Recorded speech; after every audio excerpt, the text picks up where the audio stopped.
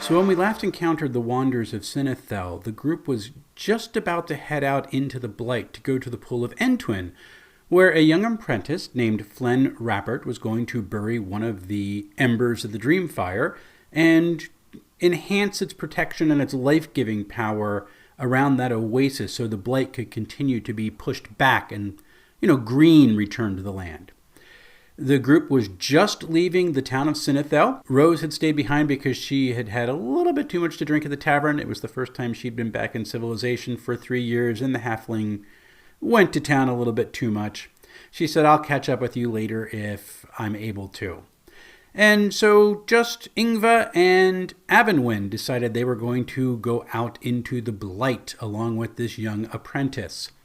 And they passed through the orchards and the farmlands and all the area that has been restored around the town and thought, this is just peace. This is a good place to be, and we're glad to be home.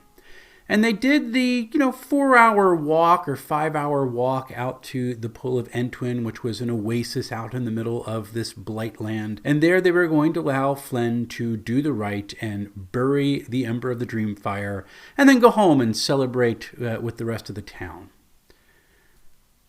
That wasn't going to turn out quite the way they wanted. Because some chaotics, and I call them that because in this world they are given over to the power of chaos. They want to return to the endless explosion that existed before this world had been created. They had managed to sneak into the Karshan Blight, which is right near the town of Cinithel, and they had broken through some of the protections of the Pool of Entwin and were there waiting to ambush whoever came out to bury the latest ember, and in so doing hoped to break its power and actually restore blight to the area. And there were several orcs who were there, including one very large one who was ready to just fight and take down anyone who showed up. They were hidden in the trees. They couldn't be seen by people as they were coming forward. But there's a cool mechanic in Basic Fantasy RPG that kind of goes to old school role-playing, where everybody basically has a 1 in 2 chance of being surprised anytime there's an encounter where it's possible that it's going to happen. The orcs were set up in an ambush, which gives them a greater chance of achieving surprise. They get a 1 through 4. And lo and behold, apparently, the orcs failed. Someone must have given something away in the ambush. I rolled a 5 for them, so they didn't achieve surprise. But as the group is walking up the road, I rolled, and they rolled a 1. So they noticed something is off. The ambush doesn't go off quite as planned, and this was kind of fun for me. So as they were coming forward to the shrine that was there so that Flen could perform the rite, Avenwin stopped everybody and went, wait, something is wrong. The orcs realized that the ambush had been blown, and several of them had bows and stepped out from their hiding spots and began firing. And Avenwin got hit once, and Ingva managed to get away. Flen ducked for cover and went hiding. Now, Rose was supposed to be there in this, but the player wasn't able to be there that week. So I had tamed down the encounter just a little bit to offer a little bit more balanced. And with the lower amount of enemies, I really thought that Ingva and Avenwin were going to be able to handle this. Except the dice didn't really like them that night.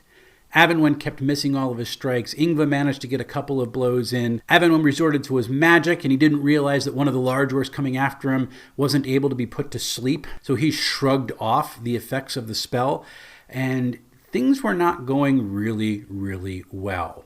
In fact, Avenwin almost dies. He gets down to about 2 hit points at one point and is going, wow, this is not going well at all. And I'm afraid that poor Ingva and Flen are going to get just chopped to pieces when they're the only 2 people who are left. They did manage to take out some of the smaller orcs, but that big one kept on coming. I wasn't really quite sure how I was going to get the party out of this. They had done everything right. They didn't just march blindly into an encounter and attack. They tried tactics, and they really tried to handle things well. It's just that the dice didn't like them. So it was a good thing that I had Rose sitting in reserve. What I did is I had her kind of wander into the oasis of the Pool of Entwin, going, oh, what is going, wait a minute, holy smokes, and discover these orcs who are fighting their friends. And she shrugs off the last vestiges of her hangover and pulls out her bow and begins firing, and actually manages to save the day. She rescues everybody. The orcs are put down. Flynn goes, okay, I'm going to now do my right, and I'm going to bury this ember so that we can have the protection restored around here, because obviously things are not going well. He's really freaking out. This is his first time out in the Blight, and it's not going exactly as he planned. It wasn't quite the romance he had imagined.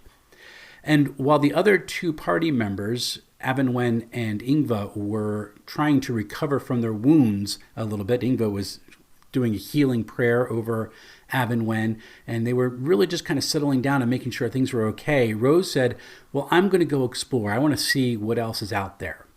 She goes exploring for about 20-30 minutes as she makes her way very carefully through the trees, making sure that no one else is there. And then just as Flynn is getting finished with the rite and the protections of the place are restored, she comes sprinting back into the clearing and says, we have to go now. They're like, what is going on? She turns and goes, there's like 100 orcs who are out there and they're moving this way. The party that was setting up an ambush inside the Pool of Entwin, they were an advanced group. There's a full-scale attack that is coming, and they're heading towards Cinithel. The party huffs it back to Cinithel as fast as they possibly can, runs into the mayor's office and declares that we need to defend the town. The mayor hears the news of this large group of chaotics that is now approaching from the west and cannot believe that this is happening. She summons the local heads of the militia, and they begin to make plans to raise up the town and prepare for its defense. The party is tasked to show up to the meeting in about 2 hours' time. In those 2 hours, the party has some work to do. Their first concern is that they're really down on hit points. So they headed to the temple and got prayed over and got a good amount of them back. They weren't kind of up to full strength, but at least they weren't going to be one hit killed necessarily. But there was another problem that was coming, because Avenwen had used both his spells, and he's not going to have enough time to get a full night's rest and have the time that he needs to memorize the new spells in the morning. Ingva has also kind of tapped out in her spells, so there's an issue going on here.